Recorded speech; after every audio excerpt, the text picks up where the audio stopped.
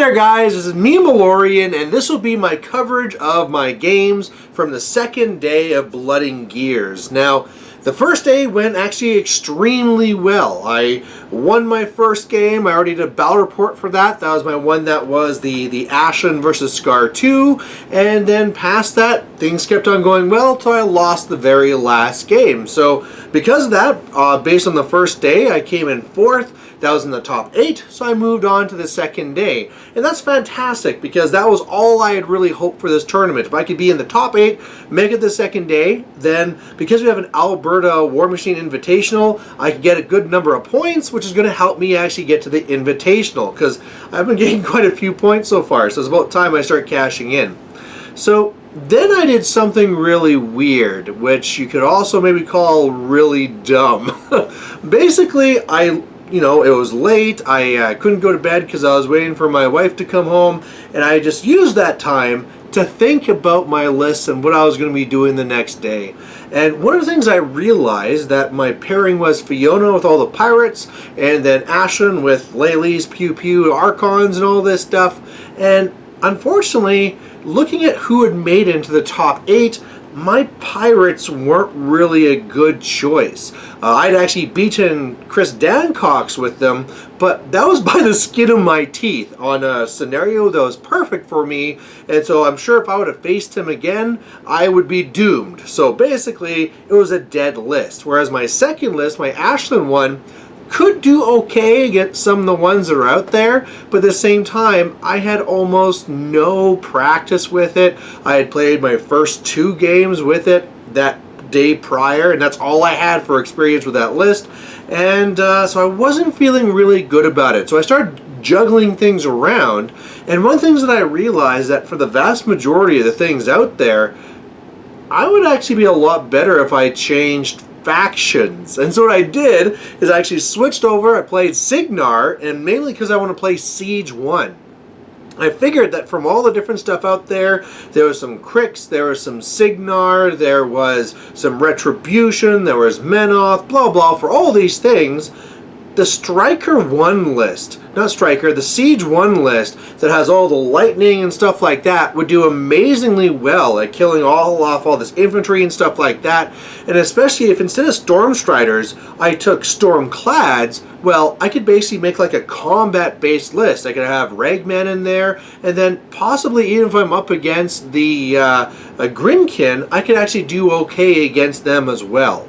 Now, to pair with that though, I didn't know what else to take. Again, I haven't played Cygnar for like probably close to 2 years now, and so what I decided I'd do though is something fun. And I'll say that, at this point, this list I did not plan to play. I was going to bring it for all the lulls and the fact that, hey, look, I'm in the top 8 anyway, I don't really care. But I went with my 3 big boys. So I took Striker 1 in Flames in the Darkness, and in this one here, I'm basically running double Blockader and a Hurricane. And yeah, just something to be silly, crazy, and in some cases, who knows? I didn't know if anybody else was going to change their list. There might be a situation where it's a good drop to have, right? It'll probably scare away some of the shooting, because one of the things that Siege 1 doesn't want to see is some of those shooty lists that might go and actually shoot down my Fireflies before I get there, and so that's what I went with. So hooray! Everyone saw it. They're like, oh yeah, 3 big boys, that's awesome. All we talked about, we were sitting and waiting things, it's like, oh, what a crazy list and stuff like that. And this is normally where I planned in this video to explain the reasoning why I decided to just like, whoop, I'm going to change factions and totally flip the script. And I was going to do 3 battle reports, but I don't think I'm going to do that for 2 reasons. One, I still have to find a better way to do it with this computer because I don't have the old programs that I used to have, and this one takes forever. Now, if they were good games, they might be worth doing, but they were awful games for the most part. So I think what I'm going to do is I'm going to talk through this and kind of just like sum everything up. And then there was one game that was only semi-awful, so maybe I'll do that one. But for the most part, this this was a real mistake. I should not have done this. So let's just kick this off. Game 1, I was up against Andrew. He was the last person I played that actually beat me the day before. I had dropped my Lealese list. He dropped his Harbinger. And it was a game where I think I could have actually stood a real chance. Again, I really wish I would have had pictures of, say, like that game, because it was something where I kind of felt I was holding my own, and then all of a sudden I had an Archon that was blocking off a Crusader from getting to my Blockader, and he was able to take it out with his Archon, and then all of a sudden he got onto my Blockader went down, and then everything fell apart. This game, I just got destroyed. It was awful. It was the one where we had like the circle on either side. There's a building in the middle that was forcing me to split my forces. So I had one Blockader to hold down one side. Oh, we didn't even talk about this. I had planned to use my Siege 1 list against him, but I gave in to peer pressure here. Basically, we have one of my friends that used to play recently came back. He was excited about the big boys. He was watching, and you know what? For him, I dropped the 3 big boys. I knew that it wasn't a thing where, like, it's not like if I went with the other one, it was like a slam dunk. It's one of those things where I would have like at least a 50-50 game, whereas going to the 3 big boys, I'm going down to like, I don't know, probably have like a 30, a 20% chance type thing. But yeah, like I'm going to explain, it did not go well. So basically the big thing that changed everything is I had one Blockader going off one flank, the other Blockader and the Hurricane going the other side, and really in my mind what I needed to do against Harbinger is just take out the pieces I can. He's going to dedicate and throw infantry in my face. That's when I'm going to pop my feet, where I'm going to go over and, you know, try and do some damage to him and probably survive, because my feet, I'm pretty high armor.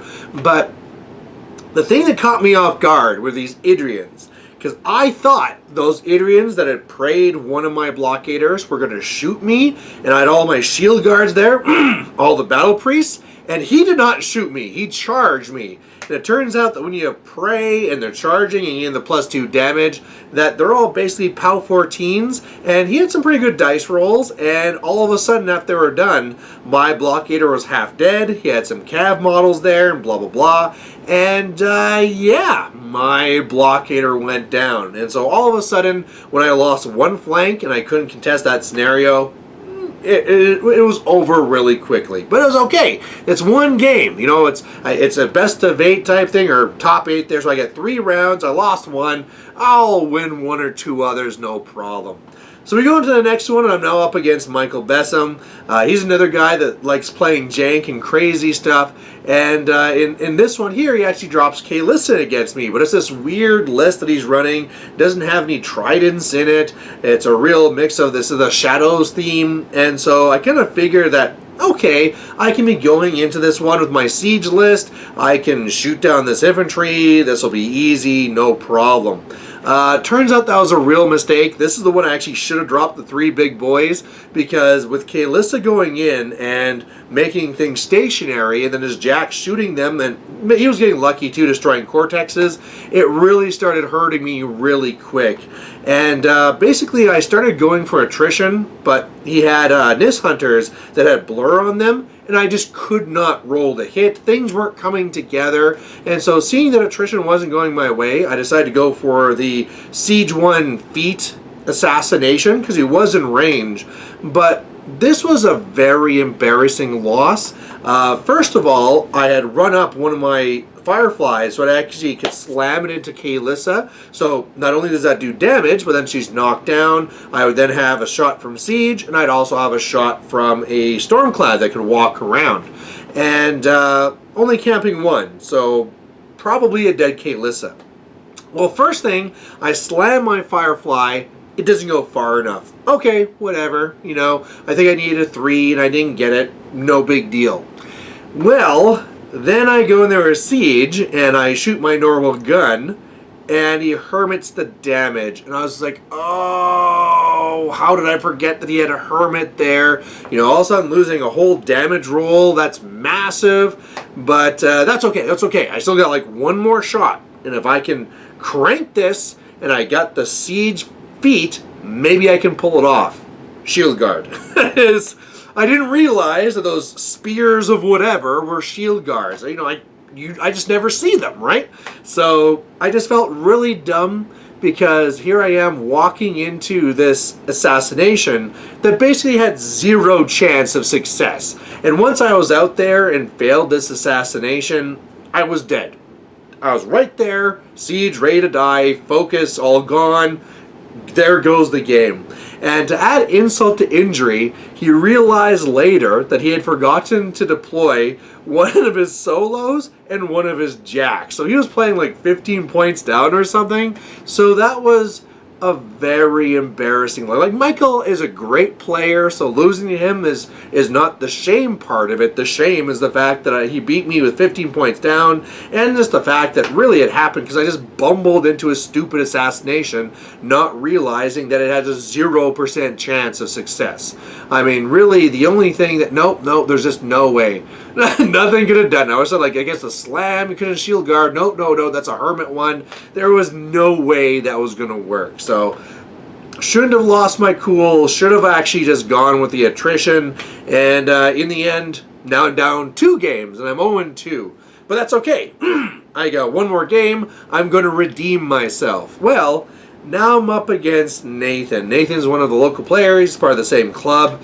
And I got to say, when I made my list pairings, that was the one person I didn't want to face because he was running Grimkin. So, you know what 3 big high armor Colossals aren't good against? Hard-hitting Grimkin with Dreamer. You know what I still can't beat with Siege? Grimkin.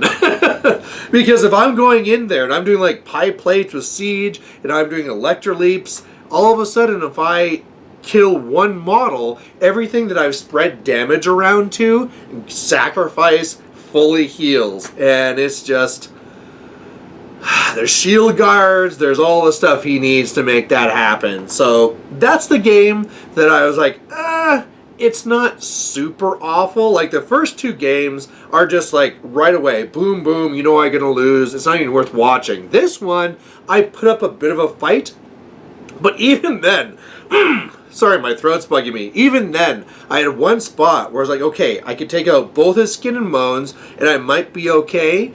And then my stupid Stormclad missed 3 attacks trying to kill off the one skin and moans. And then if you don't kill a beast, you might as well not have done anything. And so it comes back.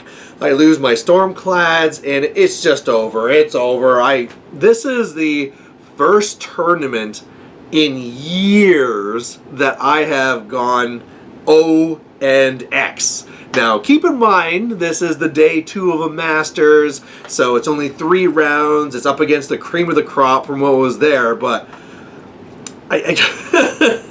you know, I'm sure a big part to say here is that the idea that going into this second day of Masters, I was going to swap lists last second and swap factions was just a really, really bad idea. You know, if I was a guy that throughout the year I was switching between the factions and I knew them both well, that would be okay. But like the one 3 big boys list, I had never played that. I haven't played Striker 1 in like, God, I don't know how many years since I last played Striker 1. The Siege list, that one, you know, I actually played lots of Siege. It would have been with the Stormstriders, not the Stormclads. But even then, you know, I have not played Siege in a very long time. So deciding that I'm going to surprise all this cream of the crop with this faction I haven't played in a long time, that was just not a good idea. But at the end of the day, you know, I got what I wanted. Even as being 8th place, I still got a lot of points going towards Invitational. I should, as long as I don't drop the ball for those last few months here, still get in, so that's good. And the main thing is that it was good and fun, right? People love seeing the 3 big boys, the big Colossals, and just like the thing, like, I can't believe that Brian switched his list there. So, you know, for nothing else, it was worth it for that. So, like I said, I could have done this in Battle Report form, but I think it would have just turned into like a 1 hour video about just me looking stupid. And don't get me wrong, I was an idiot throughout this entire thing. But I can save you this time and cover this in 15 minutes or whatever this is going to be. So there you go. That's what happened in the Blood and Gears. A wonderful first day and then a disastrous second day for me. But hey, from the raffle I won a Stormstrider. So, not a complete loss. So there you go. Thanks for watching. Sorry there's no battle reports that you might have expecting, but I did learn how to do it kind of. And so I am now going to be playing a lot more of my mercenaries again. I'm not going to stick with Cygnar, and I really want to be trying out these Archons. And so I'm going to be taking pictures of those, and then hopefully, well, not hopefully, I will. We're gonna dedicate it right here. I will be making battle reports of those. So I'll be making it up to you. So anyway, thanks for watching this one, and we'll catch you later. Bye.